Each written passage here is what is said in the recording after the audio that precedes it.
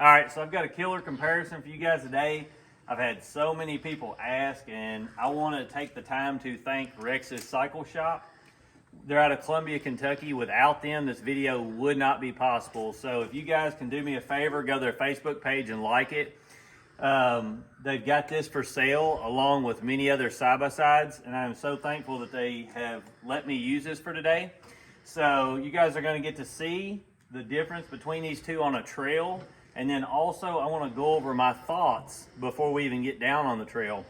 One of the things that I want to tell you is you can use this for dual purpose, and I know everybody's trying to figure out is the transmission in this and the interior and the ride quality going to be something that they can transition from this to this, or you know, maybe they want to go backwards, maybe they bought this.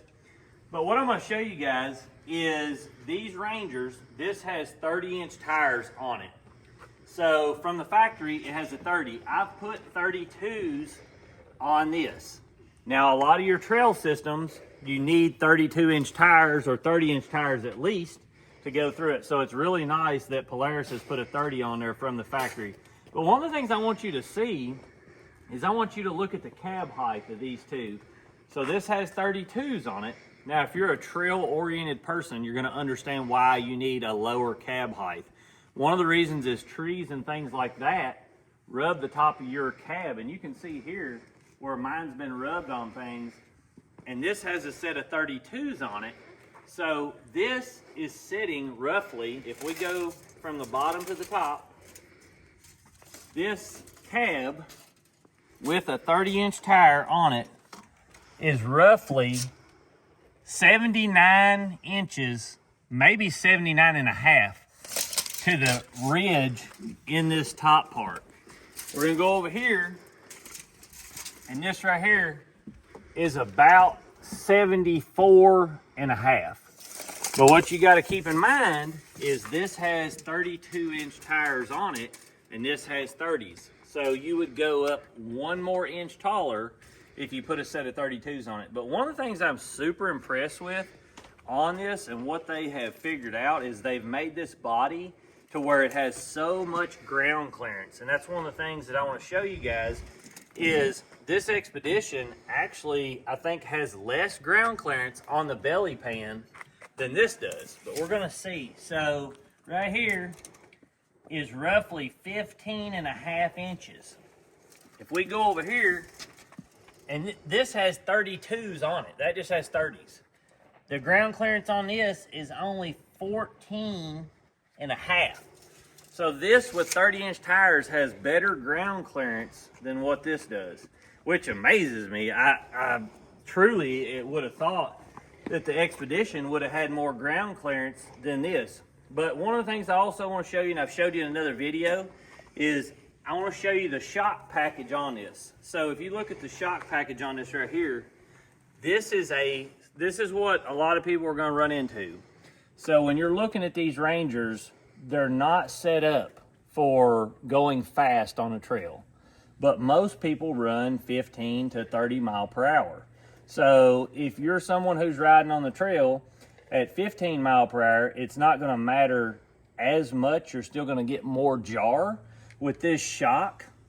But what I'm interested in seeing is how much suspension travel this has in comparison to something with a longer piggyback shock like this has. So we're going to take both of these on the trail, and we're going to take them off little inclines and things like that to see how they do.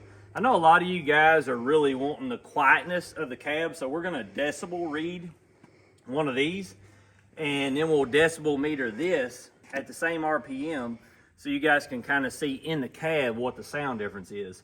The things that, you know, are in this, and I've showed in another video, like I said, I'll post a video in the bio, but this is a way more farm-oriented interior.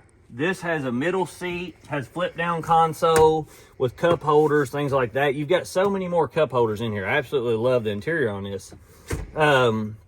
You got flip up. I think this flips up or around somehow. let's see if these, there we go. So you got storage under here. You can put a 5-gallon bucket under here, just like any other Ranger that you've ever had. So this cab can seat 6 people in it, where the cab over here can only seat 5. So if you're a bigger family, you know, that's gonna matter to you. If you look in here, just like I've showed in another video, this is a 2-seater in the front and a 3-seater in the back.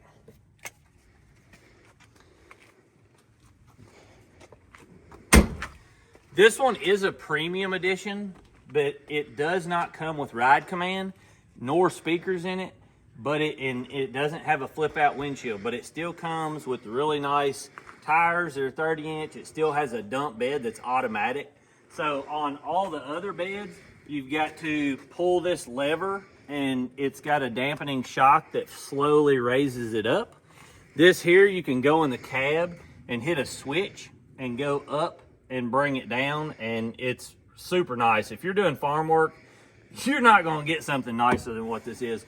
But I'm going to show you another thing. If you look at the length of these two machines, now their front tires, the xpedition is actually probably 1 inch further forward than what the Ranger is, but look how much further this sticks out in the back. So you've got, not only is it longer, you know, to the bed, but your rear tires are longer. So I'm gonna guess that the turning radius on this is gonna be a lot bigger than what the xpedition is. So when you're longer on trails, it's usually harder to maneuver and, you know, get the machine to do exactly what you want. Whereas something that's shorter and nimbler, you can turn it around and, you know, spots a lot easier. But we're gonna see on the trail today how this works. But like I said, this is an excellent machine. And I know a lot of you, the reason you're so attracted to it is because the new transmission.